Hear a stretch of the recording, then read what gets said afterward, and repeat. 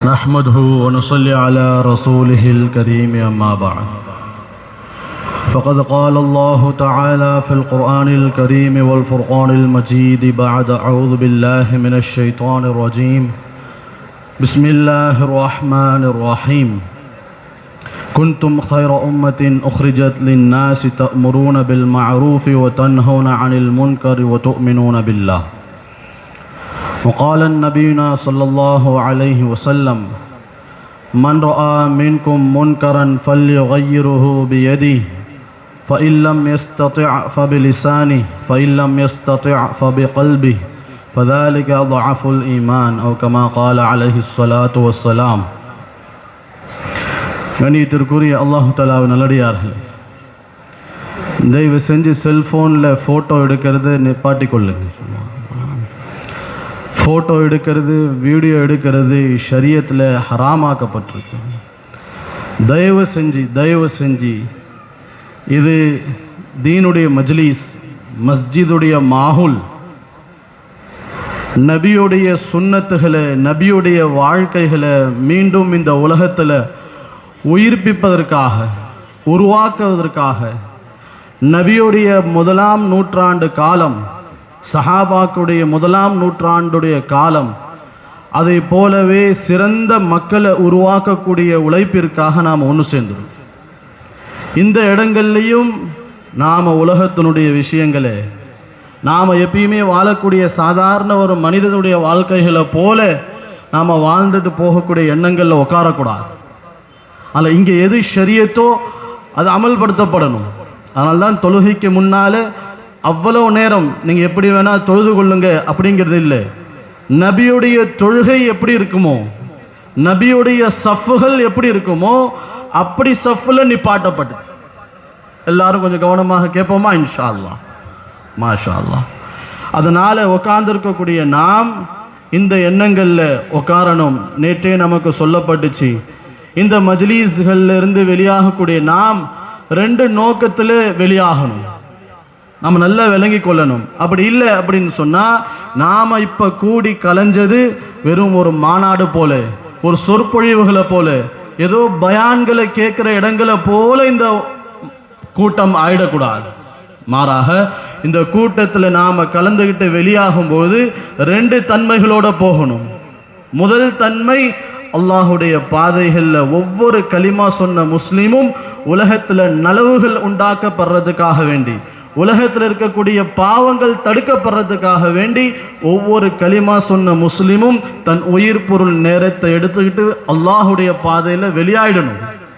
இது ஒவ்வொரு முஸ்லிம் மேல கட்டாய கடமையாக அல்லாஹ் தஆலா ஆக்கியிருக்கிறான். ஆனால் இன்னைக்கு தொழுகை கடமைங்கிறத விளங்கி வச்சிருக்கிறோமே தவிர, நோன்பு கடமைங்கிறது விளங்கி வச்சிருக்கிறோம், ஹஜ்ஜு கடமைங்கிறது விளங்கி வச்சிருக்கிறோம், ஜகாத் கடமைங்கிறது விளங்கி வச்சிருக்கிறோம். ஆனால் உலகத்தில் நலவுகள் உண்டு பண்ண வேண்டியது நம்ம கடமை, உலகத்தில் பாவங்கள் தடை செய்யப்பட வேண்டியது நம்ம மேலே பொறுப்பு. அல்லாஹு தஆலா இதுக்காகத்தான் உங்களை நான் படைச்சிருக்கிறேன் அப்படின்னு குர்ஆனில் சொன்ன அந்த வசனத்தை மறந்து, இது எல்லா அமல்களை விட உம்முல் அமால், எல்லா அமல்களுக்கும் தாய், அல்லாஹுடைய பாதையில் வெளியாகி உம்மத்தில் நலவுகள் பரப்பி உம்மத்தில் இருக்கக்கூடிய பாவங்களை தடை செய்யறதுக்கு ஒவ்வொரு மனிதனும் வெளியாக வேண்டியது இது கட்டாய கடமைன்னு இந்த காலத்து மக்கள் மறந்துட்டாங்க. இந்த காலத்துடைய முஸ்லிம்கள் மறந்துட்டாங்க. இது மறந்ததனுடைய நஷ்டம் என்ன? நாம நினைக்கிறோம் இதில் செய்யறன்னா என்ன பெரிய விஷயம், நாம தான் களிமா சொல்லியிருக்கிறோமே, நமக்கு பேர் தான் முஸ்லீமாக இருக்குது, நம்மளுடைய ஓட்டர் ஐடியில தான் நம்ம பேர் முஸ்லீம்னு பதிவு செய்யப்பட்டிருக்குது, நாம எப்படிப்பட்டவங்க சொல்லி நம்மளுக்கு தான் தெரியுமே அப்படின்னு நாம நினைச்சிட்டு இருக்கிறோம். இல்ல, அல்லாஹுடைய பாதையில வெளியாகாதனுடைய நஷ்டம் என்ன? அல்லாஹுடைய கட்டளைகள்னு தெரிஞ்சே விடப்படுது, அல்லாஹுடைய கடமைகள் கடமைன்னு தெரிஞ்சே புறக்கணிக்கப்படுது, நபியுடைய சுன்னத்துகள் சுன்னத்தின் தெரிஞ்சே விடப்படுது, தீனுல் இஸ்லாமுடைய ஷரியத் இது ஷரியத்தினே தெரிஞ்சு புறக்கணிக்கப்படுது. அல்லாஹுடைய மஸ்ஜித் அது மஸ்ஜிதுன்னு நினைச்சே கலிமா சொன்ன முஸ்லிம்கள் வெறுக்கிறாங்க இன்னைக்கு. இது இந்த உம்மத்தினுடைய நஷ்டம். எதனுடைய நஷ்டம்? எப்படி தொழுகை கடமை, நோன்பு கடமை, ஜகாத் கடமை, ஹஜ்ஜி கடமைன்னு தெரிஞ்ச இந்த சமுதாயத்துக்கு நாம் அல்லாஹுடைய பாதையில வெளியாகி உலகத்துல நலவுகளை ஏவணும், உலகத்தில் இருக்கக்கூடிய பாவங்களை தடுக்கணும், இது என் மேல கட்டாய கடமை அப்படிங்கிறத மறந்ததுனால தொழுகை கடமன் தெரிஞ்சும் தைரியமாக விடக்கூடிய சுபாவம், நோன்பு கடமன் தெரிஞ்சும் தைரியமாக விடக்கூடிய சுபாவம், ஹஜ்ஜு கடமன் தெரிஞ்சும் ஜகாத் கடமன் தெரிஞ்சும் தைரியமாக விடக்கூடிய அந்த சுபாவம், ஷரியத் ஹலால்னு சொன்னது எல்லாம் தைரியமாக விடக்கூடிய சுபாவம், ஷரியத் ஹராம்னு சொன்னது எல்லாம் தைரியமாக பின்பற்றக்கூடிய சுபாவம், இதெல்லாம் வந்தது முதல் கடமையான அல்லாஹுடைய பாதையில கிளம்பி நலவுகளை ஏவணும், தீமையை தடுக்கணும் அப்படிங்கிற கடமையை மறந்ததுனால பின்னால் இருக்கிற அத்தனை கடமைகளும் நிறைவேற்ற முடியாத சக்தி உடையவர்களாக நம்ம ஆயிட்டோம். இது அல்லாஹ் குர்ஆன்ல சொல்லிக்காங்க. குன்தும் கைர உம்மத்தின் உக்ரிஜத் லின்னாஸ். ஆதம் அலைஹிஸ்ஸலாம்ல இருந்து அதுக்கு முன்னால படைக்கப்பட்ட மலக்குகள், ஜின்னாத்துகள், ஷைத்தான்கள் இருந்து எத்தனை கூட்டங்களை நாம் படைத்தோமோ அத்தனை கூட்டங்கள்லையும் சிறந்தவர்கள் நீங்க தான். குர்ஆன்ல சொல்றாங்க. நம்மளுக்கு எல்லாம் குர்ஆன் ஓதக்கூடிய இல்ல, விளங்கக்கூடிய தௌஃபீக் அல்லாஹ் தரணும். ஆமாம். வயசாயிடுச்சு, காலங்கள் போயிடுச்சுங்கிறது இல்லை. எப்ப மனிதன் ஆர்வப்பட்டு குர்ஆனை பார்க்க ஆரம்பிப்பாங்களோ, விளங்க ஆரம்பிப்பாங்களோ, அதுக்கு பிறகுதான் வாழ்க்கைனா என்னன்னு விளங்க ஆரம்பிக்கும், அறிவுனா என்னன்னு விளங்க ஆரம்பிக்கும். என்று சொன்னா நபி ஸல்லல்லாஹு அலைஹி வஸல்லம் அவங்களுக்கு அல்லாஹு தஆலா குர்ஆனை இறக்குறதுக்கு முன்னாலே, குர்ஆனை இறங்கக்கூடிய சமயத்துல முதல் ஆயத் இறங்கிச்சு, இக்ரா, நபியே ஓதுங்க. இதுக்கு தமிழ்ல நிறைய அர்த்தம் வைக்கலாம். படியுங்க, ஓதுங்க, விளங்குங்க, திருப்பி திருப்பி படிச்சுக்கிட்டே இருங்க, இப்படி பல அர்த்தம் வைக்கலாம். ஆனா மௌலானா யூசுப் ரஹ்மத்துல்லாஹி அலைஹி சொல்லுவாங்க, அல்லாஹ் இங்க படிங்க இக்ரா அப்படிங்கிற முதல் ஆயத் இறக்குனது நோக்கம் இருக்குது. இது கண்ணால் எழுதி வைக்கப்பட்ட, கைகளால் எழுதி வைக்கப்பட்ட, புத்தகங்களால் எழுதி வைக்கப்படக்கூடிய எழுத்துக்களுடைய வடிவத்தில் பார்க்கக்கூடிய புத்தகம் கிடையாது. அதை பார்த்து படிங்க அப்படின்னு படிக்க சொல்லி அல்லாஹ் கட்டளை கொடுக்கல. நல்லா விளங்க வேண்டிய விஷயம். ஒவ்வொரு கலிமா சொன்ன முஸ்லீமும் விளங்கணும். ஏன்னு சொன்னா இதை விளங்குறதுல உள்ள குறைதான் மனிதர்கள் அறிவுன்னு நினைச்சு வேற ஏதோ படிக்க ஆரம்பிச்சிருக்கிறாங்க. இன்னைக்கு அல்லாஹ் குர்ஆன்ல படிங்கன்னு தானே முதல்ல சொன்னா, இக்ரான்னு தானே முதல்ல சொல்லியிருக்கிறான். அதுக்கு அர்த்தம் படிக்கிறது அப்படின்னு சொல்லி, அதுக்கு அர்த்தம் பார்த்து படிக்கக்கூடிய அந்த புத்தகமாக இருந்திருந்துச்சு அப்படின்னு சொன்னா, பார்த்து எழுத்துக்களை பார்த்து படிக்கக்கூடிய அந்த வார்த்தைகளாக இருந்துச்சுன்னு சொன்னா நபிக்கு எழுத படிக்க தெரிஞ்சிருக்கணும். அப்படிப்பட்ட நபர்கள்ட்ட சொல்லலாம் நீங்க படிங்கன்னு சொல்லி. ஆனா இங்க அசல் உண்மை, நபிக்கு எழுத படிக்க தெரியாது, தன்னுடைய சொந்த பேரையும் எழுதவும் தெரியாது, படிக்கவும் தெரியாது. நபிக்கு தன்னுடைய சொந்த பேரையும் எழுத தெரியாது, படிக்க தெரியாது, உம்மி நபி. அப்படிப்பட்ட நபியை பார்த்து அல்லாஹ் ஏன் படிங்கன்னு சொல்லணும்? நாமளும் உம்மி நபி அப்படின்னா நபிக்கு எழுத படிக்க தெரியாதுங்க, பாவங்க, அவங்க கிராமவாசிங்க. அப்படி இல்லை. உம்மி நபிக்கு அர்த்தம் என்ன? வெறும் எனக்கு கொடுக்கப்பட்ட அறிவு இருக்குல்ல, வெறும் நான் எழுத படிக்க கத்து வச்சிருக்கேன். உலகத்துடைய கானாச்சா, ஏபிசிடி, நீங்க இங்கிலீஷ்ல எந்தெந்த மொழிகள்ல ஒவ்வொருத்தவங்களும் அறிவுன்னு படிப்புன்னு நினைச்சு வச்சிருக்கீங்களோ அந்த படிப்பு இல்லை. அல்லாஹ் சொல்றான் இக்ரா அப்படிங்கிற வார்த்தைக்கு அர்த்தம், இதுக்கு முன்னால இந்த உலகம் எதையெல்லாம் அறிவுன்னு நினைச்சிச்சோ, இதுக்கு முன்னால இந்த உலகம் எதெல்லாம் கோட்பாடுகள் வழிமுறைகள் நினைச்சிச்சோ, பழமொழிகளாக நினைச்சு வச்சிருந்துச்சோ, எது எது சித்தாந்தங்கள் நினைச்சு வச்சிருந்துச்சோ, அது மட்டும் இல்லாம இதுக்கு முன்னால எத்தனை நபிமார்கள் வந்தாங்களோ, அவர்களுக்கு என்னென்ன வேதங்கள் கொடுக்கப்பட்டுச்சோ, அது அத்தனை விஷயத்தையும் நீங்க விட்டுட்டு இனிமே நான் எதை சொல்ல போறேனோ அதை கவனிங்கன்னு அர்த்தம். அதுக்கு பேர் தான் இக்ரா. இக்ரானா நீங்க படிங்கங்கிற அர்த்தம் இல்லை. அந்த குர்ஆன்ல தான் அல்லாஹ் விளங்க வச்சா குன்தும் கைர உம்மத்தின் உக்ரிஜத் லின்னாஸ். இது வரைக்கும் எத்தனை சமுதாயத்துல நாம மக்களை வெளியாக்கி இருக்கிறோமோ, கூட்டம் கூட்டமா, அத்தனை சமுதாயத்தினரை விட சிறந்தவர்கள் நீங்க தான். அதுக்கு அல்லாஹ் காரணம் சொல்றான், உக்ரிஜத் லின்னாஸ். உங்களை அதுக்காகவே, அந்த காரணத்திற்காகத்தான் நான் வெளியாக்கி இருக்கிறேன், வேற எதுக்காகவும் இல்லை. இந்த காரணத்தை எப்ப இந்த கலிமா சொன்ன சமுதாயம் விளங்குவாங்களோ உலகத்துல சிறந்தவர்களாக இருப்பாங்க. இந்த காரணத்தை எப்ப கலிமா சொன்ன சமுதாயம் மறுப்பார்களோ உலகத்துல கேவலமானவர்களாக மாற்றப்படுவார்கள். இதுவும் அல்லாஹ்வுடைய வாக்குறுதி, அல்லாஹ்வுடைய எச்சரிக்கை. அந்த ஆயத்துல சொல்றோம், உக்ரிஜத் லின்னாஸ், நாம் உங்களை மக்களுக்காக வேண்டி வெளியாக்கியிருக்கின்றோம், நாம் உங்களை மற்றவர்களுக்காக வேண்டி வெளியாக்கியிருக்கிறோம். நீங்க என்ன செய்வீங்க? மற்றவர்களிடத்துல நன்மை ஏவுவீங்க, தீமையை தடுப்பீர்கள்.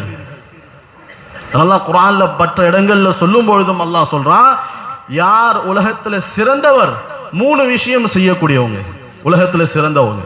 இது ஒவ்வொருத்தரும் நாம மனசுல பதிய வைக்கணும். பதிய வைக்கிறது மட்டும் இல்லை, இது என்னுடைய வாழ்க்கையில இருக்குதா, இது என் வாழ்க்கையில இருந்துருச்சுன்னா குர்ஆன், அல்லாஹ்வுடைய நபியுடைய ஹதீஸ், நபியுடைய வாழ்க்கை என்ன சொல்லுது, இது என் வாழ்க்கையில இருந்துச்சுன்னா என்ன அல்லாஹ்வுடைய உதவி கிடைக்கும், அல்லாஹும் அல்லாஹ்வுடைய நபியும் சொல்லியிருக்கிறாங்க அப்படின்னு பார்க்கணும். இது என்னுடைய வாழ்க்கையில இல்லைன்னா, இந்த 3 விஷயம் என் வாழ்க்கையில நான் செய்யலைன்னா நபிக்கு என்ன தண்டனை கொடுத்திருக்கிறான் அல்லாஹ், நபியை பின்பற்றின சஹாபாக்களுக்கு என்ன தண்டனை கொடுத்திருக்கிறான் அல்லாஹ், அதையும் நாம எடுத்து பார்க்கணும். இதை பார்த்தாதான் நாம ஏன் பிறந்திருக்கோங்கிறது விளங்கும். இதை பார்த்தாதான் நான் ஏன் ஆணாக இருக்கிறேன், நான் ஏன் பெண்ணாக இருக்கிறேன், நான் ஏன் உலகத்துல உயிரோடு இருந்துட்டு இருக்கிறேன், அதுக்கு விளக்கம் இந்த 3 விஷயத்தை விளங்கினா மட்டும்தான் விளங்கும். கவனமாக கேட்போமா இன்ஷா அல்லாஹ். அல்லாஹ் குர்ஆன்ல சொல்றான், நாம் அடிக்கடி கேள்விப்பட்ட ஆயத்து தான், வமன் அஹ்ஸனு கௌலம் மிம்மன் தஆ இலல்லாஹ் வ அமில ஸாலிஹா வ கால இன்னனி மினல் முஸ்லிமீன். இதான் 3 விஷயம் அல்லாஹ் சொல்றான். உலகத்திலே சிறந்த நபர், சிறந்த தீன்தாரி, சிறந்த தன்மையுடையவர், என்னென்னலாம் சிறப்பு இருக்குதோ அத்தனை சிறப்பையும் இந்த 3 தன்மைகள் யார்கிட்ட இருக்கோ அவருக்கு போய் சேர்ந்துரும். அல்லாஹ் சொல்றான், வமன் அஹ்ஸனு கௌலம் மிம்மன் தஆ இலல்லாஹ். உலகத்துல அழகா பேசக்கூடியவங்க, அழகான தீன்தாரி, அழகான வார்த்தையை சொல்லக்கூடியவங்க யார் தெரியுமா? இந்த 3 செயலை செய்யறவங்க. முதல்ல அல்லாஹ்வின் பக்கம் மக்களை அழைக்கக்கூடியவர்கள். இது ஒரு உண்மை, இது ஒரு அறிவு. இது சாதாரண விஷயமா நாம நினைச்சுக்கிட்டோம், ஆனா இதுதான் அசல் உண்மை, இதுதான் அசல் அறிவு.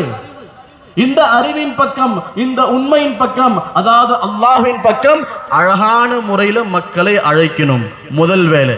2வது வேலை வஅமில ஸாலிஹன், நல்ல அமல்கள் செய்யணும்.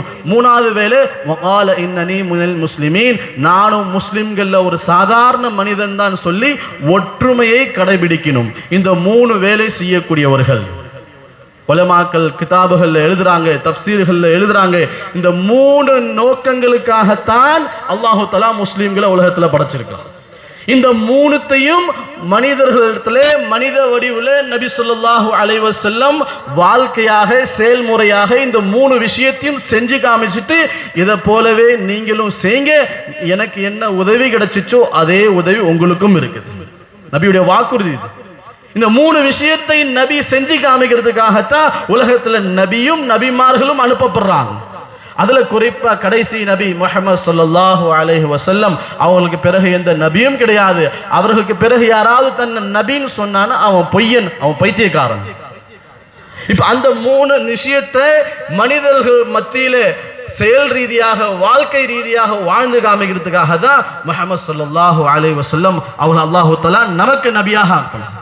முதல் விஷயம், அல்லாஹ்வின் பக்கம் மக்களை அழைக்கிறது எப்படி? இது நபியோடைய, இதுல நபியோடைய முறை என்ன? அல்லாஹ்வின் பக்கம் மக்களை அழைங்க அல்லாஹ் சொல்லிட்டான். இப்ப அந்த கட்டளையை அல்லாஹ்வுடைய நபி எப்படி பூர்த்தி செஞ்சாங்க? அந்த கட்டளையை நபி எப்படி சஹாபாக்களுக்கு சொல்லி கொடுத்தாங்க? எப்படி ஒரு மனிதன் இன்னொரு மனிதனை அல்லாஹ்வின் பக்கம் அழைக்கிறது? இது நபியோட வாழ்க்கையில முழுசா இருக்கும். முதல்ல கலிமாவை சொல்லி கொடுத்தாங்க, கூலு லா இலாஹ இல்லல்லாஹ் துஃப்லிஹூன். ஒவ்வொரு நபராக போ, ஒவ்வொரு வீடு வீடாக ஏறி, ஒவ்வொரு மனிதனாக சந்திச்சு, ஒவ்வொரு செல்வந்தர், ஒவ்வொரு அடிமை, ஏழை எல்லாரையும் நபி ஸல்லல்லாஹு அலைஹி வஸல்லம் தனியா பார்த்து பார்த்து பார்த்து நின்று சொன்னாங்க, நீங்க அல்லாஹ்வ ரப்பாவை ஏற்றுக்கொள்ளுங்க. கூலு லா இலாஹ இல்லல்லாஹ் துஃப்லிஹூன். நீங்க லா இலாஹ இல்லல்லாஹ் சொன்னீங்கன்னா வெற்றி அடைவீங்க. ஏன்னா அது ஒரு உண்மை, அது ஒரு நிதர்சனம், அதுதான் அறிவு. அந்த அறிவை ஏற்றுக்கொண்டீங்கன்னா நீங்க வெற்றி அடைவீங்க. அதுக்காக நபி என்ன செய்யல, இப்படி நம்மள எல்லாம் ஒண்ணு சேர்த்து ஒரேடியா பயான் செய்ய சொல்லல. நபி சொன்னாங்க, நீங்க கலிமாவை ஏற்றுக்கொள்ளுங்க, வெற்றி அடைவீங்க. இதை நீங்க கேட்டுட்டீங்களா? இப்ப நீங்க போய் இதை மற்றவர்கள்ட்ட சொல்லுங்க. இதான் நபி இந்த உம்மத்துக்கு பழக்கி கொடுத்த முதல் நலவுடைய பழக்கம்.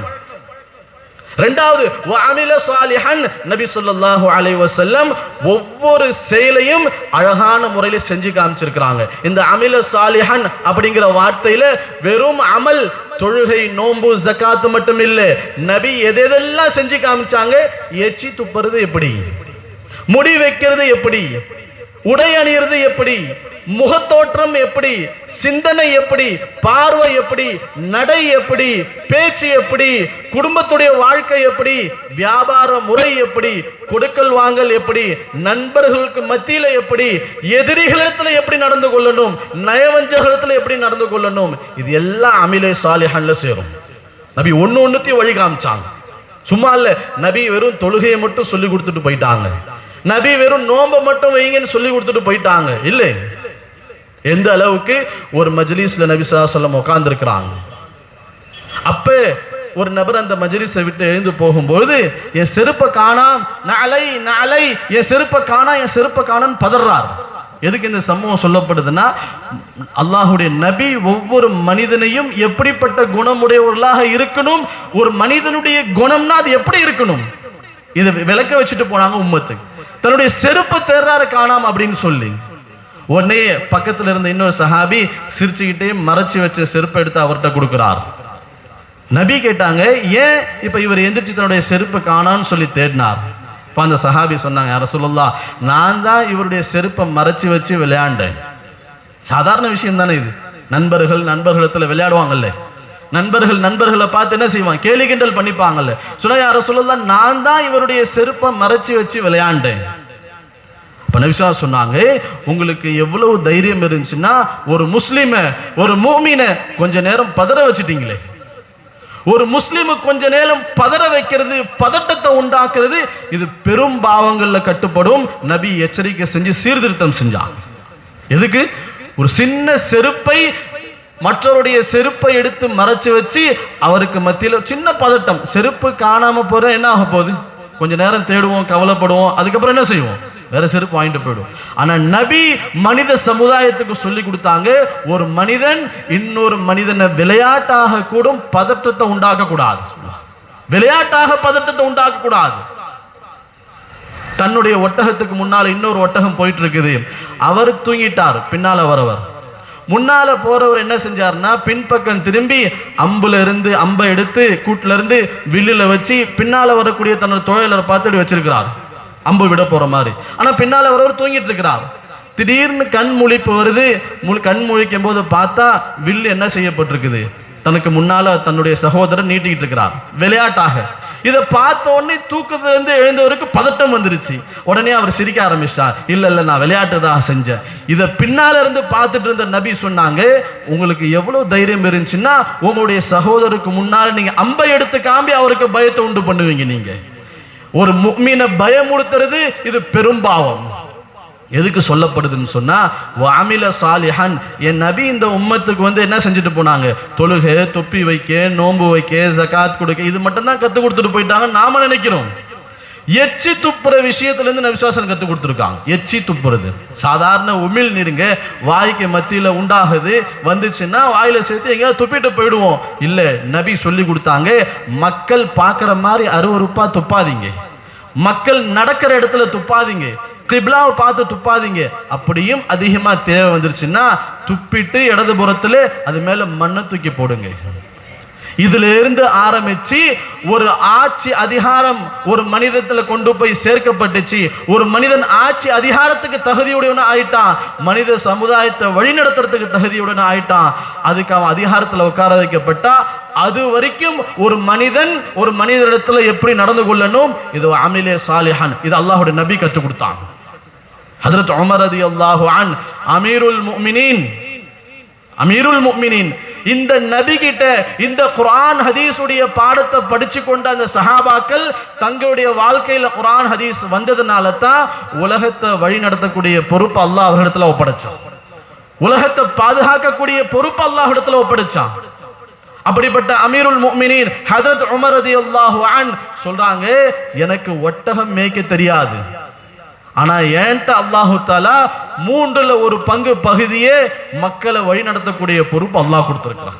அதனால என்னுடைய கடமை, நான் அல்லாஹுடைய தீனை உங்களிடத்துல நிறைவேற்றியே தீருவேன், அல்லாஹுடைய தீனை உங்களிடத்துல கொண்டு வந்து சேர்த்தே தீருவேன். அதனால நீங்க என்ன கோச்சிக்கிட்டாலும் பரவாயில்லை, நீங்க அல்லாஹ்வுடைய தீனுக்கும் அல்லாஹ்வுடைய நபியுடைய வாழ்க்கைக்கும் மாற்றம் செஞ்சீங்கன்னா நான் அதற்கு தண்டனை கொடுத்தே தீருவேன். அதுக்காக நீங்க என் மேல வருத்தப்பட்டாலும் பரவாயில்லை. எப்படி மக்கள் மேல கவனம் செலுத்தினாங்க? உட்கார்ந்து இருக்கிறாங்க. மதினால ஷாம்ல இருந்து ஒரு வியாபார கூட்டம் வந்துச்சு. அவர்களிடத்துல கேட்டாங்க, ஷாம்ல இன்ன வாலிபர், அவர் ஆரம்பத்துல மதினால இருந்தார், இப்ப ஷாமுக்கு போயிட்டார், அவருடைய நிலைமை என்ன, அவர் எப்படி இருக்கிறார் அப்படின்னு கேட்டாங்க. ஏன்னா கலிமா சொன்ன ஒவ்வொரு முஸ்லீமும் இன்னைக்கு ஒரு நோயில பிடிக்கப்பட்டிருக்கிறோம். நம்மளுக்கு எல்லாம் ஆட்சி அதிகாரம் கிடைச்சிருச்சுன்னா நாம பாதுகாப்பா ஆயிடுவோம். நம்மளுக்கு எல்லாம் சிறந்த தலைவர்கள் கிடைச்சிட்டாருன்னா நாம பாதுகாப்பாக ஆயிடுவோம். நம்மளுக்கு இன்னார் ஆயிட்டாருன்னு சொல்லி இன்னும் மற்றவர்களுடைய பாதுகாப்பு தேடியே ஓடிட்டு இருக்கக்கூடிய சிந்தனையுடையவர்களாக ஆயிட்டோம். ஆனா குர்ஆன் ஹதீஸ் நம்மளுக்கு சொல்லிக் கொடுக்குது, உலகத்துல ஒவ்வொரு மனிதனும் மற்ற மனிதனுக்கு நலவை கொண்டு போய் சேர்க்கக்கூடியவங்களாக, குர்ஆன் ஹதீஸ் சொல்ற மாதிரி நலவுகளை பரப்பக்கூடிய, தீமைகளை தடுக்கக்கூடிய அம்ரு பில் மஅரூஃப் வ நஹி அனில் முன்கர் அப்படிங்கிற வேலையை ஒவ்வொரு முஸ்லீமும் செய்ய ஆரம்பிச்சிட்டா இவர்தான் மற்றவர்களுக்கு பாதுகாப்பு. இவருக்கு யாருக்கும் பாதுகாப்பு தேவைப்படாது. இவர்களை யாரும் பாதுகாக்க வேண்டிய அவசியம் இல்லை. இவரை, இவருடைய வீட்டை, இவருடைய மஹல்லா, இவருடைய மஸ்ஜித், இவருடைய நாட்டை இவரே பாதுகாப்பார். இவருக்கு யாரும் வேறு பாதுகாப்பு கொடுக்க வேண்டிய அவசியம் இல்லை. இது மௌலானா யூசுப் ரஹ்மத்துல்லாஹி அலைஹி தன்னுடைய பயானாத்துல எழுதியிருக்கிறாங்க. எப்ப களிமா சொன்ன முஸ்லிம் நன்மை ஏவி தீமையை தடுக்கிற வேலையை விடுவாரோ இவரையும் பாதுகாக்க முடியாது, இவருடைய குடும்பத்தையும் பாதுகாக்க முடியாது, இவர் தன்னுடைய மஹல்லாவையும் பாதுகாக்க முடியாது, இவர் தன்னுடைய மஸ்ஜிதையும் பாதுகாக்க முடியாது. இவர் தன்னுடைய பாதுகாப்பை இன்னொரு மனித பிண்டம் எதிர்பார்த்துட்டு இருப்பார். இன்னொரு மனிதன் உதவியை தேடிட்டு இருப்பார். மனிதன் எந்த மனிதனையும் பாதுகாக்க முடியாது. ஏன்னா பாதுகாக்கிற பொறுப்பு அல்லாஹ்விடத்துல இருக்குது. ஏன்னா படைச்சவன் அவன் தான் பாதுகாப்பா, அவன் தான் ஹயாத்து கொடுத்திருக்கிறான், அவன் தான் மௌத்தை கொடுத்திருக்கிறான். இதுக்கு மத்தியில் உள்ளதுதான் வாழ்க்கையை தவிர பாதுகாத்து உலகத்துல யாரும் நிரந்தரமா இருக்க போறது இல்லை. உலகத்துல யாரும் நிரந்தரமா வாழ போறது இல்லை. உலகத்துல பாதுகாப்பாக இருக்கிறதுக்கு குர்ஆன்ல இந்த ஆயத்தும் சொல்லப்பட்டிருக்குது. நீங்க இரும்பு கோட்டைகள்ல போய் பூட்டி கொண்டு நடுவுல இருந்தாலும் உங்களுக்கு மௌத் வந்தே தீரும். யாரும் பாதுகாப்பா இருந்து ஒன்ன பண்ண போறது இல்லை. பாதுகாப்பா இருந்து தப்பிச்சிட்டோமா, பாதுகாப்பா இருந்து நிரந்தரமா 500 வருஷம் வாழ்ந்துருவோமா, பாதுகாப்பா இருந்து உலகத்துல 1000 வருஷம் வாழ்ந்துருவோமா? இல்லையே. அல்லாஹ் குர்ஆன்ல சொல்றான், நீங்க இரும்பு கோட்டைகள்ல பூட்டி கொண்டு நடுவுல இருந்தாலும் மௌத் வந்தே தரும். எதுக்கு சொல்லப்படுதுன்னா இன்னைக்கு உம்மத்துடைய பார்வை சிந்தனை திசை மாறி போயிடுச்சு.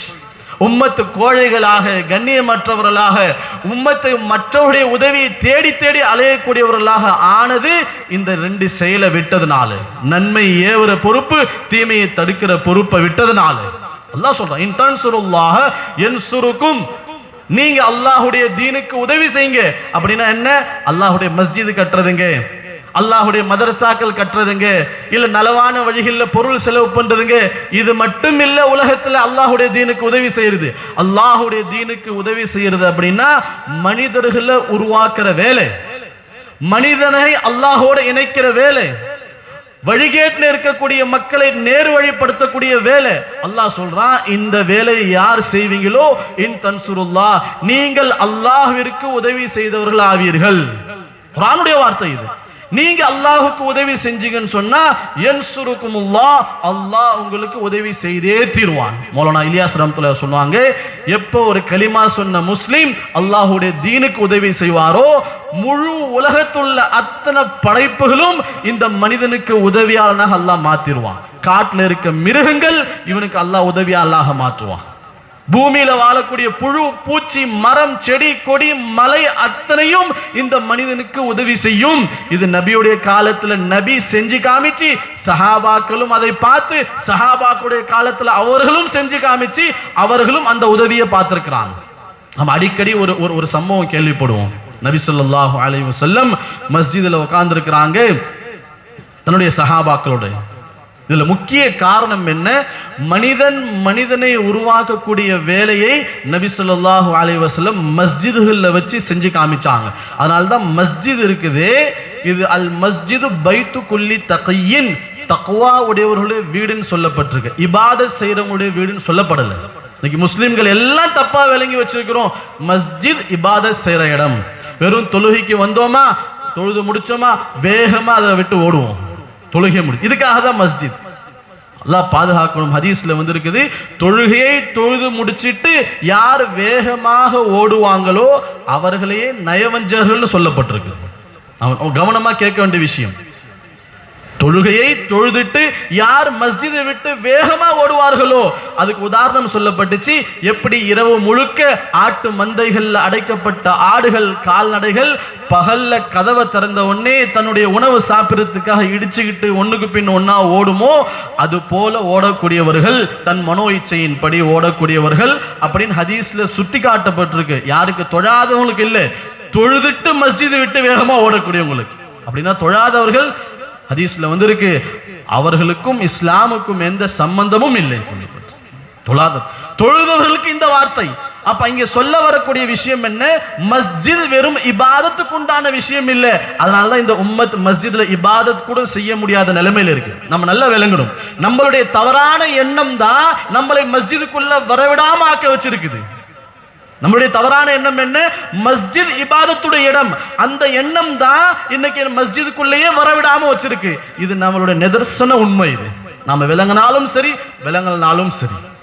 ஏன் அப்படின்னா மனிதன் தன்னை உருவாக்கி கொள்ளக்கூடிய இடமாக மஸ்ஜிதை ஆக்கினா மட்டும்தான் மனிதன் மஸ்ஜிதோட முஹப்பத்துடையவங்களா ஆவாங்க. ஏன்னா மனிதன் இன்னை தன்னை உருவாக்கி கொள்ளக்கூடிய இடம்னு சொல்லி ஃபேக்டரியே, அதிகார இடங்களே, ஆட்சி அதிகாரத்துடைய இடங்களே, கடை வீதிகளே, இது எல்லாம் மனிதர்கள் தங்களை உருவாக்க இடமாக வச்சிருக்கிறாங்க. கடை வீதிக்கு போகணும், ஃபேக்டரிக்கு போகணும், காலேஜுக்கு போகணும், ஸ்கூலுக்கு போகணும், இங்க எல்லாம் மனிதர்கள் தன்னை உருவாக்கி கொள்ளக்கூடிய இடமாக நினைச்சிருக்கிறாங்க. மஸ்ஜிதை இபாதத்துடைய இடமாக ஆக்கிட்டாங்க.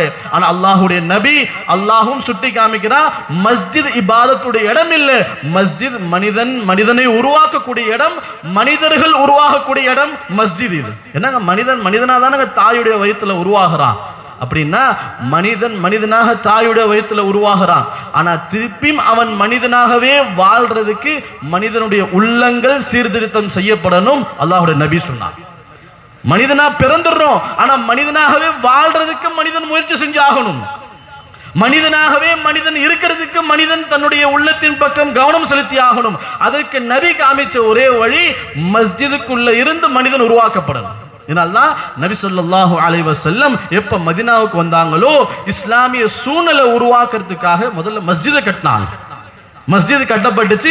அதுல ஒவ்வொரு நபரா கொண்டு வரப்பட்டுச்சு. அங்க அவங்கள சீர்திருத்தம் செய்யப்படக்கூடிய செயல் நடந்துகிட்டே இருந்ததுனால இந்த இடத்துக்கு மனிதர்கள் கொண்டு வந்து சேர்க்கலனாலும் முன்னால சொல்லப்பட்டது போல் நீங்க எப்ப சீர்திருத்தம் செய்யக்கூடிய செயலை செய்வீங்களோ மிருகங்களையும் உங்களுக்கு நாம உதவியாக மாற்றுவோம். நபி ஸல்லல்லாஹு அலைஹி வஸல்லம் மதீனால உட்கார்ந்து இருக்கிறாங்க. ஒரு ஆட்டு இடையன் மஸ்ஜிதுக்குள்ள வரார். ஆடுகளை மேய்த்து பள்ளிவாசலுக்கு வெளியில ஆட்டு கூட்டத்தை விட்டுட்டு மஸ்ஜிதுக்குள்ள வந்தார். யா ரசூலுல்லாஹ், நான் உங்கள்கிட்ட ஒரு செய்தி சொல்லணும். நீங்க நபியா? ஆமா, நான் தான் நபி. நான் எப்படி தெரியுமா இங்க வந்தேன்? நான் பாட்டு வெளியில காடுகள்ல ஆடு மேய்ச்சிக்கிட்டு இருந்தேன். அந்த நேரத்தில் என் ஆட்டு மந்தைய ஒரு ஓனா உள்ள புகுந்து என்னுடைய ஆட்டு மந்தையில இருந்து ஒரு ஆட்டை பிடிச்சிட்டு போயிடுச்சு. ஹதீஸ்ல இருக்குது, உலமாக்கள்கிட்ட கேளுங்க, பல ஹதீஸ் கிதாபுகள்ல இந்த சம்பவம் பதிவு செய்யப்பட்டிருக்குது. அந்த ஓனானுக்கு பின்னாலே நான் ஓடினேன். ஓனாய் அதை பிடிச்சு அதோடைய வாயிலிருந்து என் ஆட்டை நான் பிடுங்கிட்டேன். நான் பிடுங்கின உடனே அந்த ஓனாய் பேசிச்சு, எனக்கு அல்லாஹ் முடிவு செஞ்ச உணவை நீ என் வாயிலிருந்து எப்படி பிடுங்கின? எனக்கு ஆச்சரியம் ஆயிடுச்சு. என்ன ஓனாய் மனிதனுடைய பாஷையில பேசுது? ஓனாய் மனிதனுடைய பாஷையில பேசுது. எனக்கு ஆச்சரியப்பட்டு கேட்டேன் நான், என்ன ஓனாய் மனிதனுடைய பாஷையில பேசுது? இப்போ ஓனாய் சொல்லிச்சு திருப்பியும், இது உனக்கு ஆச்சரியமா தெரியுது, ஆனா மதீனால ஒரு நபி வந்திருக்கிறாங்க, அவங்க நலவான விஷயங்களை சொல்லிட்டு இருக்கிறாங்க, அதை நீ கேட்காம இங்க ஆடு மேய்ச்சிட்டு இருக்கியே, அதுதான் இதை விட ஆச்சரியமான விஷயம்னு சொன்னேன். அதை நான் கேட்ட உடனே என் ஆட்டு மந்தைகளோடு என்ன செஞ்சேன், கிளம்பி வந்தேன். மஸ்ஜிதுக்கு வெளியில இருந்து பார்த்தேன். அது போலவே நீங்க உங்க தோழர்கள்ட்ட மத்தியில் இருந்தீங்க, நான் உங்கள்கிட்ட வந்தேன். நீங்க நபினா நான் நீங்க சொல்லக்கூடிய விஷயத்தை கேட்கிறேன் அப்படி. உடனே நபி ஸல்லல்லாஹு அலைஹி வஸல்லம் கலிமாவை சொல்லி கொடுத்தது மட்டும் இல்லாம இந்த சம்பவத்தை எல்லாருக்கும் மத்தியில் நீங்க சொல்லுங்கன்னு சொன்னாங்க. மௌலானா யூசுப் ரஹ்மத்துல்லாஹி இலியாஸ் ரஹ்மத்துல்லாஹி சொல்றாங்க, எப்ப மனிதர்கள் மற்றவர்களுக்கு நலவை கொடுக்கணும் அப்படிங்கிற எண்ணம், மனிதனுக்கு உதவி செய்யணும், மனிதனை பாதுகாக்கணும் அப்படிங்கிற பொறுப்புக்கு கீழே வந்துருவாங்களோ, நம்மளுடைய உதவிக்கு அல்லாஹ் தஆலா ஓனாய் காட்டில் இருக்கக்கூடிய கொடிய விலங்குகளை கூட உதவியாளனாக மாற்றி வைப்பான். மௌலானா யூசுப் ரஹ்மத்துல்லாஹி சொல்லுவாங்க, எப்ப நீங்க இந்த வேலையை விட்டுருவீங்களோ, நன்மை ஏவி தீமையை தடுக்கிற வேலையை விட்டுருவீங்களோ, மனிதனுக்கு மிருகங்களை போல ஆயிடுவான். எந்த மனிதனும் இன்னொரு மனிதனுக்கு மனிதன் அப்படிங்கிற கண்ணியத்தை கொடுக்க மாட்டான். மனிதத்துல மிருகங்களை போல நடந்து கொள்வான்னு சொன்னாங்க. இது விளங்க வேண்டிய விஷயம். எப்ப மனிதர்களுக்கு பிரயோஜனம் தரக்கூடிய நன்மை ஏவி தீமையை தடுக்கிற விஷயத்தை மனிதர்களை உருவாக்குற வேலையை நீங்க செய்வீங்களோ, கொடிய மிருகங்கள், காட்டுல வேட்டையாடக்கூடிய மிருகங்கள் உங்களுடைய உதவிக்காக வரும். ஆனா எப்ப நீங்க மனிதர்களை உருவாக்க வேலையை விட்டுருவீங்களோ, சக மனிதன் உங்களை மிருகங்களை போல மாறி வேட்டையாடுவான்னு சொன்னாங்க. இதுதான் நிதர்சன உண்மை. இது அல்லாஹ்வுடைய நபியுடைய காலங்கள்ல அல்லாஹ் சொல்லி கொடுத்த விஷயம். அதுதான் நடந்துச்சு, இன்னைக்கும் அதுதான் நடந்துட்டு இருக்கு. இந்த உம்மத்துக்கு அல்லாஹ்வுடைய உதவி தேவைங்க. நஷ்டத்துல இருந்து பாதுகாப்பு அடையணும், பிரச்சனையில இருந்து தப்பிக்கணும் அப்படின்னு சொன்னா அதுக்கு ஒரே வழி என்ன நினைச்சிட்டு இருக்கிறாங்க? நாம சிறந்த அறிவாளியாக மாறணும், உலகத்துல சிறந்த படை உடையவங்களாக மாறணும், சிறந்த ஆயுதம் உடையவர்களாக மாறணும், சிறந்த பயிற்சி உடையவர்களாக மாறணும், இப்படின்னு உலகதாரர்கள் மாதிரியே யோசிக்கிறோமே தவிர குர்ஆனும் ஹதீஸும் நபியுடைய காலமும் என்ன சொல்லி கொடுத்துச்சு அதை நாம பார்க்கவும் மாட்டோம். இன்னைக்கு எதனால தப்பிக்க முடியாத பிரச்சனைகள்ல சிக்கல்ல இருந்து வெளிவடைய முடியாத சிரமங்களை மாற்றிட்டு இருக்கிறோம். உதவிக்கு இன்னும் மற்ற படைப்பினங்களை எதிர்பார்த்துட்டு இருக்கிறோம். அப்படின்னு கொஞ்ச நேரம் கூட உட்கார்ந்து சிந்திக்க முடியாத அளவுக்கு நம்மளை நாமளே உலகத்துல ஈடுபடுத்திட்டு இருக்கிறோம். எல்லா பிரச்சனையும் தெரியுங்க, எல்லா சிரமமும் தெரியுங்க, செய்தியை பார்க்கிறோம், செய்தியை கேட்கிறோம், ரெண்டு உச்சு கூட்டிட்டு கடந்து போயிடும். நம்ம அடுத்த என் வேலைக்கு, என் வயிற்றுக்கு, என் குடும்பத்துக்கு, என் உடலுக்கு என்ன தேவையோ அதை பார்த்துட்டு போயிடுறேனே தவிர இன்னும் என் உள்ளத்துல அந்த இறக்க குணம் வரல. மௌலானா யூசுப் ரஹ்மத்துல்லாஹி சொல்லுவாங்க, எப்ப இந்த கலிமா சொன்ன முஸ்லிம் சமுதாயம் உலகத்துல இரக்கம் காட்ட மாட்டார்களோ, அல்லாஹும் மற்றவருடைய உள்ளத்திலிருந்து இவர்களுடைய இடத்தை எடுத்துருவான். இந்த ஹதீஸுடைய விளக்கம் இது. ஹதீஸுடைய விளக்கம், பூமியில் உள்ளவர்கள் மேல நீங்க இரக்கம் காட்டல அப்படின்னு சொன்னா வானில் உள்ளவர்கள் உங்க மேல இரக்கம் காட்ட மாட்டாங்க.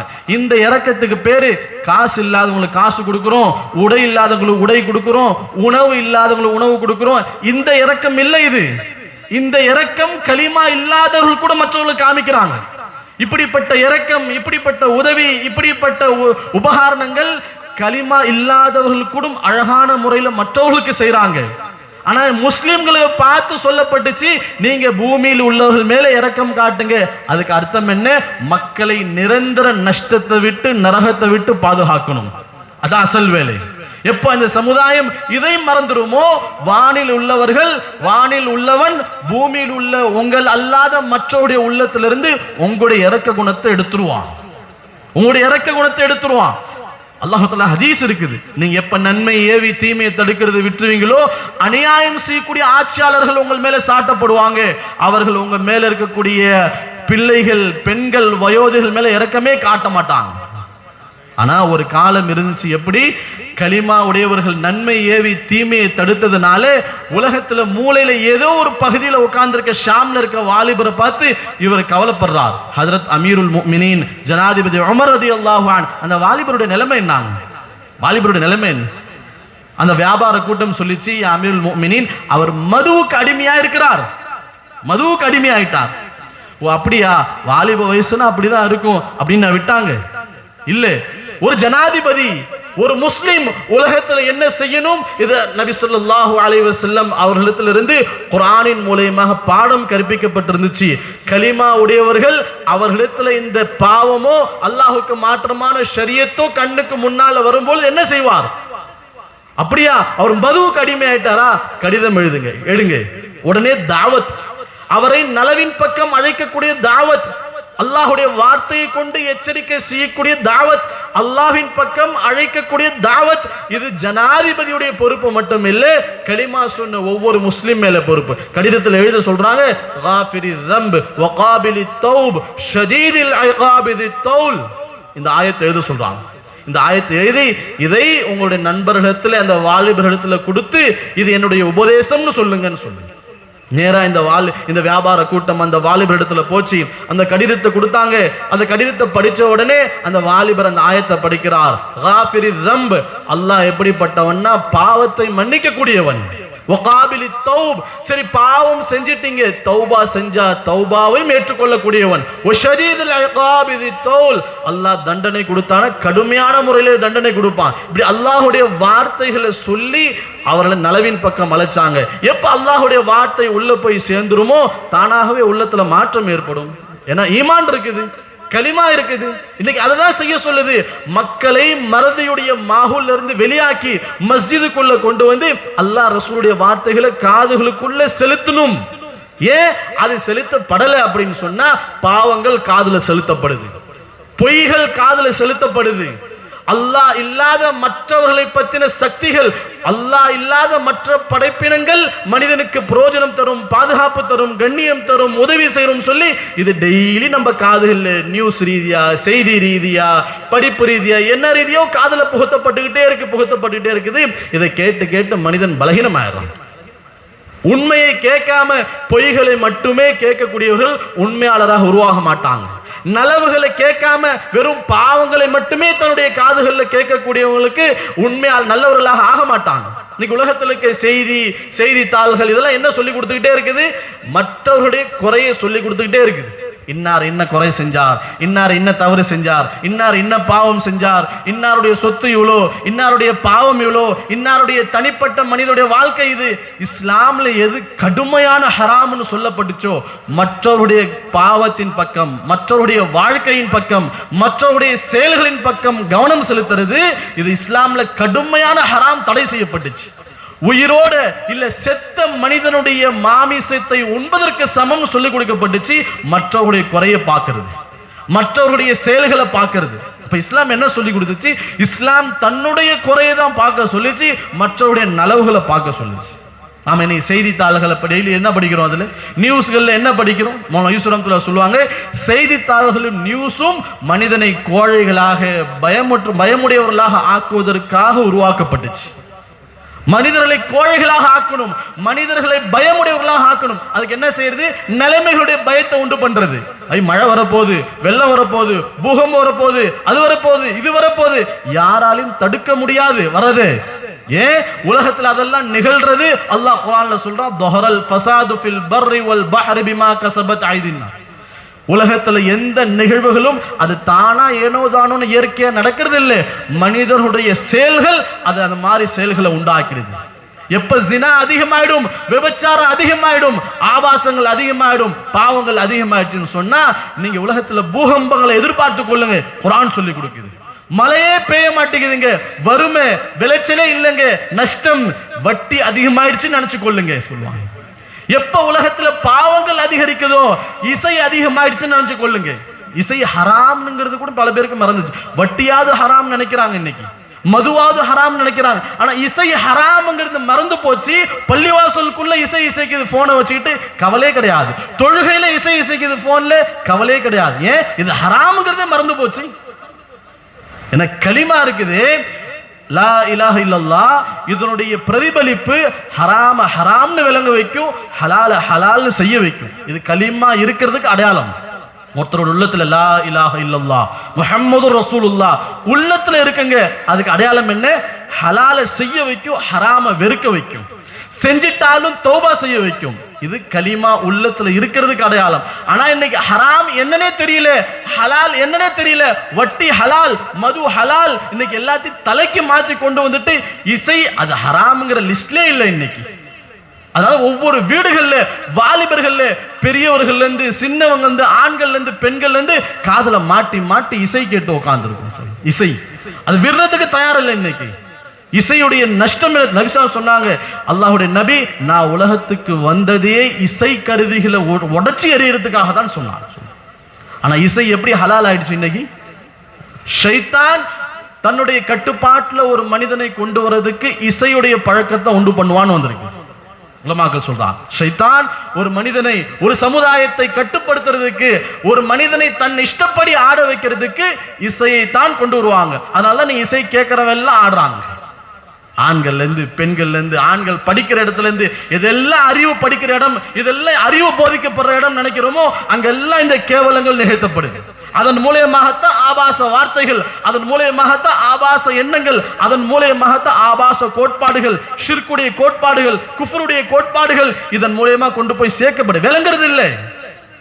இதனால மனிதர்கள் மிருகங்களாக மாற்றப்படுறாங்க, போதைகளுக்கு அடிமையாக்கப்படுறாங்க இசையின் மூலியமாக. கொஞ்ச நேரம் தனிமையில் உட்கார்ந்து யோசிச்சா தெரியும். நிறைய ஹலால் ஆக்கிட்டு உட்கார்ந்து இருக்கிறோம் மஸ்ஜிதுக்குள்ளே, நாம மஸ்ஜிதுக்குள்ளே மேலான பேகலை சோழலே. அதனால இந்த உழைப்பு இருக்குது, இது ஈமானை உண்டு பண்ணக்கூடிய உழைப்பு. ஈமான் எதை உண்டு பண்ணும்? ஈமான் இருக்கிறதுக்கு அடையாளம் என்ன? நன்மை ஏவார், தீமையை தடுப்பார். துமினூன பில்லா, அவர்தான் அல்லாஹ்வை கொண்டு ஈமான் கொண்டவர். குர்ஆன் சொல்லி கொடுக்குது இன்னைக்கு. இப்ப இதெல்லாம் செய்ய செய்ய செய்ய அல்லாஹ்வின் பக்கம் மக்களை அழைக்கணும், நன்மை ஏவணும், தீயதை தடுக்கணும், நபியுடைய வாழ்க்கையை வாழ்ந்து காமிக்கணும். மூணாவது பெரும் கடமை தங்களுக்கு மத்தியில் ஒற்றுமையாக இருக்கணும். இது மூணும் இந்த உம்மத்தின் மேல் அல்லாஹ்வுடைய உதவி இறங்குறது காரணமாயிடும். ஒற்றுமை இல்லை, நன்மை செய்யறங்க, பாவத்தை விட்டு தடுக்கிறங்க, நல்லபடியா சுன்னத்தான முறையில வாழ்றங்க, ஆனா ஒற்றுமையா இல்லை. இது ரெண்டும் செய்யறதுனால நான் என் உள்ளத்துல ரொம்ப பெரியவன், நான் நல்லவன், மற்றவன் எல்லாம் கெட்டவன், நான் உயர்ந்தவன், மற்றவன் எல்லாம் தாழ்ந்தவன், இந்த எண்ணம் தான் ஒற்றுமை பிரிக்கிறது. அதனால அல்லாஹ் இந்த வார்த்தையும் சொல்லி கொடுத்தா, நீங்க இந்த ரெண்டு வேலை செஞ்சுட்டு ஒற்றுமையோட இருங்க, தன்னை சாதாரண மனிதன் நினைச்சுக்கிட்டு இருங்க, அப்ப உங்களுக்கு அல்லாஹ்வுடைய உதவி கண்ணால நீங்க பாப்பீங்க. இது ரெண்டுத்தும் இருந்து உங்களுக்குள்ள ஒற்றுமை இல்லை, மற்றவர்கள் இன்னொருத்தவங்களை ஏசிக் கொள்றீங்க, திட்டிக் கொள்றீங்க, குறை பேசிக் கொள்றீங்க, கருத்து வேறுபாடு உண்டாயி முகாலஃபத் எதிரிகளாக மாறுறீங்கன்னு சொன்னா நீங்க எவ்வளவு நல்லது செஞ்சாலும் அது உங்களுக்கு எந்த பிரயோஜனத்தையும் தராது. அல்லாஹ் சொல்றான். ஏன்? சண்டைங்கிறது தனி மனிதர்கள், தனி குடும்பங்கள், தனி நாடுகளுடைய தற்பெருமையினால உண்டாக வருது. நான் சிறந்தவன், மற்றவர்கள் தாழ்ந்தவர்கள், நான் படை வலிமை உள்ளவன், மற்றவங்க படை வலிமை இல்லாதவங்க, நான் ஆயுத சக்தி உடையவங்க, மற்றவர்கள் ஆயுத சக்தி இல்லாதவங்க, நான் செல்வம் உடையவன், மற்றவன் செல்வம் இல்லாதவன், நான் பொருள் உடையவன், மற்றவன் பொருள். இதெல்லாம் எடுத்து பார்த்துட்டா விளங்கும். எல்லாமே உலகத்துடைய அடிப்படையில். அதனால அல்லாஹ் தஆலா குர்ஆன்ல தனியாவே இந்த வார்த்தை உபயோகப்படுத்தினா, வகால இன்னனி மினல் முஸ்லிமீன், நீங்க சாதாரண ஒரு நபராக தங்களை எண்ணிக்கொள்ளுங்க அப்படின்னு சொல்லி. ஆனா இந்த மூணு விஷயம் இந்த உம்மத்துல ஒண்ணு சேர்ந்துருச்சு அப்படின்னு சொன்னா, இந்த உம்மத் உலகத்துல நலவுகளை, அல்லாஹ்வுடைய உதவிகளை கண்ணால பார்க்க ஆரம்பிப்பாங்க. அதாவது சுன்னத்துடைய இந்த மூணு விஷயத்தை, இது மூணுத்தையும் சுன்னத்துடைய முறையில கொண்டு வரணும். நபி எப்படி அல்லாஹ்வின் பக்கம் மக்கள் அழைச்சாங்க, நபி எப்படி தன்னுடைய பழக்க வழக்கங்களை செயல்களை வச்சிருந்தாங்க, நபி எப்படி ஒற்றுமை உண்டு பண்ணாங்க, இதன் மூலத்தையும் நாம தினந்தோறும் குர்ஆன் ஹதீஸ் மூலமாக மஸ்ஜிதுகளில் உட்கார்ந்து பாடம் படிச்சு கொடுக்கல அப்படின்னா நாம கடைசி வரைக்கும் நஷ்டவாளியாக இருப்போம். ஆனா இது செய்ய ஆரம்பிச்சிட்டோம், குறுகிய காலத்துல எல்லா நலவுகளும் நம்மளுக்கு முன்னால வந்து சேரும். அதனால நபி ஸல்லல்லாஹு அலைஹி வஸல்லம் சாப்பிடுற முதற்கொண்டு இந்த உம்மத்துக்கு வழி காமிச்சாங்க. சாப்பிட போறோம், பிஸ்மில்லா சொல்லி சாப்பிடுங்க, வயிறு நிறைய சாப்பிட்டு பழகாதீங்க. இந்த இஸ்லாம்ல சாப்பிடுறதை விட சாப்பிட வைக்கக்கூடிய தன்மைகள் தான் அதிகம். அதனால சாப்பாட்டுடைய சுன்னத்துகள் அதிகமா இல்லை. நம்ம தான் சொல்லிட்டு சுத்துறோம், கருவேப்பிலையை சூப்பி போடணும், தக்காளியை சூப்பி போடணும், அதெல்லாம் நபியுடைய காலத்துல அதெல்லாம் இருந்துச்சா என்னன்னே தெரியாது. நபியுடைய சுன்னத்துல ஒரு சுன்னத்து என்ன? பசியா இருக்கிறது ஒரு சுன்னத், பட்னியா இருக்கிறது ஒரு சுன்னத். அதுவும் ஒரு நாள் வயிறு நிரம்ப சாப்பிட்டா இன்னொரு நாள் பட்னி கிடந்து அல்லாஹுக்கு நன்றி செலுத்துறது இது சுன்னத். மற்றவர்களுக்கு உணவு கொடுக்கிறது இது சுன்னத். இதெல்லாம் தான் சுன்னத். ஆனா இன்னைக்கு நாம சாப்பிட்ற விஷயத்துல சுன்னத்துகளை மறந்ததுனால வெறும் வயிற்றை நிரப்புவதற்காக சாப்பிடுறது இது மிருக குணம். வயிறு நிரம்பணும், பசி வந்துருச்சு, அப்படி சாப்பிட்டோம்னா பிஸ்மில்லா கூட ஞாபகத்துல வராது. நபியுடைய முறை சாப்பாடு எதுக்காக, எதனால வயிறு நிரம்பணும், சாப்பாடு எங்க போய் சேரணும் அப்படிங்கறது விளங்கிச்சுன்னு சொன்னா பிஸ்மில்லா ஞாபகத்துல வரும். மௌலானா யூசுப் ரஹ்மத்துல்லாஹி சொல்லுவாங்க, பிஸ்மில்லாங்கிற சாதாரண சின்ன வார்த்தை நம்ம நினைச்சிட்டு இருக்கிறோம், ஆனா ஒரு செயல் செய்யறதுக்கு முன்னால, ஒரு உணவு குன்றதுக்கு முன்னால, குடிக்கிறதுக்கு முன்னால இது ஞாபகத்துல வரணும்னு சொன்னா இவருக்கு ஈமான் அவசியம்னு சொல்றாங்க. பிஸ்மில்லா ஞாபகத்தில் இல்லாட்டி அவ்வளவு சீக்கிரத்தில் ஞாபகத்தில். நம்ம பெரிய தஹஜ்ஜுத் தொழுகையாளியா இருக்கலாம், நம்ம பெரிய குர்ஆன் திலாவத்துடையவங்களா இருக்கலாம், பெரிய பெரிய வேலை செய்யக்கூடியவங்களா இருக்கலாம், உள்ளத்துல ஈமான் இல்லை, பிஸ்மில்லா ஞாபகத்தில் வராது. எப்ப பிஸ்மில்லா ஞாபகத்தில் வருதோ அவருக்கு தான் உணவுடைய கடமைகள், தேவைகள், சுன்னத்துகள் எல்லாமே தெரியும். அதனால மௌத் வரைக்கும் சாப்பிடக்கூடிய சாப்பாட்டுல பிஸ்மில்லா மரம் ஹதீஸ்ல தெளிவா வந்திருக்குது. எந்த உணவு பிஸ்மில்லா சொல்லாம சாப்பிடப்படுதோ அந்த உணவு உங்களோட உட்கார்ந்து ஷைத்தான் சாப்பிடுவான். இன்னைக்கு விளங்குறதே இல்லை. நல்லா தான் சாப்பிடுறேன், தேர்ந்தெடுத்து தான் சாப்பிடுறேன், ஆர்கானிக்கா சாப்பிடுறேன், பார்த்து பார்த்து தண்ணி குடிக்கிறேன், பார்த்து பார்த்து எண்ணெய் உபயோகப்படுத்துறேன். ஆனா அதிகமா ஹாஸ்பிட்டலுக்கு செலவு பண்றது நான் தான். என்னாலதான் மெடிக்கல் மருத்துவங்கள் நிகழ்ந்து ஓடிக்கிட்டே இருக்குது. ஆனா எப்படி சாப்பிடுறோம்? இன்னைக்கு சாப்பாட்டின் மேல மனிதனுக்கு இருக்கக்கூடிய கவனம் அவனை மிகப்பெரிய நோயாளியாக மாத்துது. நபியுடைய ஹுக்கும் ஈமானுடைய அடையாளங்கள் ஒரு அடையாளம். வலா தஜ்மஉ மாலா தக்குலூன், நீங்க சாப்பிடாத உணவை சேகரிக்கக்கூடிய பழக்கத்தை கொண்டு வராதீங்க. ஆனா இன்னைக்கு மனிதர்களுக்கு புதுசு புதுசா சாப்பாட்டை தேடக்கூடிய ஆர்வம், புதுசு புதுசா சாப்பிடணும், சாப்பிட்டே இருக்கணும். ஆனா சாப்பாடு கொடுக்கணும், அது தேவையோடு கொண்டு போய் சேர்க்கணும் அப்படிங்கிற தன்மை மறந்து போச்சு. சுன்னத் இதுதான் அசல். சாப்பாட்டுடைய ஆர்வம் இருக்குதே மனிதனை மிருகங்களாக மாத்திடும். சாப்பாட்டின் மேல இருக்கிற வெறுப்பு இருக்குதே இது மனிதனை நல்ல விஷயங்களை செய்ய வைக்கும். அதனால நீ ஹராம் ஹலாம் பார்க்காம சாப்பிடும். போன வாரம் ஒரு பிரயாணத்துல போயிட்டு இருக்கும் போது சின்ன ஒரு இடத்துல சாப்பிட கொடுத்துக்க நிப்பாட்டுற இடத்துல ஒரு கடை, அந்த கடையில பேக்கரி கடை, ஒரு கேக் வாங்க போகணும். அந்த கேக்கு நாம இந்த உடையில போய் நின்று வாங்கினதுனால அந்த அந்த அந்த வியாபாரம் அங்கே நிற்கிற அந்த வியாபார பெண்மணி சொல்றாங்க, இந்த கேக்கை நீங்க சாப்பிடாதீங்க. ஏங்க இதுல நாங்க மது ஊத்தி செஞ்சிருக்கிறோம், இதுக்கு பேர் பிளம் கேக்கு, நாங்க மது ஊத்தி செஞ்சிருக்கிறோம், இது நீங்க சாப்பிடாதீங்க, நீங்க சாப்பிடக்கூடாது. ஒரு பெண்மணி சொன்ன வார்த்தை கண்ணால காதால கேட்டு வரும். ஒரு பெண்மணி. ஆனா என்ன சாப்பிடணும் ஏது சாப்பிடணும் தெரியாது. எது விட்டாலும் எப்படி கலப்படம் இருந்தாலும் நபிசா சொல்லுங்க, யார் தன்னுடைய வயிற்றுல போற உணவுகளை அவர் கவனிக்க மாட்டாரோ அந்த உடல் நரகத்துக்கு தகுதியான உடல்னு சொல்லுங்க. அது மேலான பேரலை சொல்லே. இப்போ அல்லாஹ் தஆலா உணவுடைய நேரம் சுன்னத்தான முறையிலே பிஸ்மில்லா சொல்லி கைகளை கழுவி உம்மத்துக்கு இக்ராம் செஞ்சு சாப்பிடக்கூடிய பழக்கம் அதிகமாக இந்த உம்மத் பட்னியா இருக்கிறதுக்கு இல்ல குறைவா சாப்பிட்றதுக்கு பழக்கம் வந்துருச்சு அப்படின்னு சொன்னா பெரும் பெரும் நோய்கள்ல இருந்து பாதுகாக்கப்படுவாங்க. உடல் ஆஃபியத்தை தீனுடைய உழைப்புக்காக மற்றவருடைய நலவுகளுக்காக பயன்படுத்துவோம். செய்யுமா இன்ஷா அல்லாஹ். இதை சொன்னோமோ கேட்டோமோ அமல் செய்யக்கூடிய தௌஃபீக் அல்லாஹ் தந்தருள்வானாக.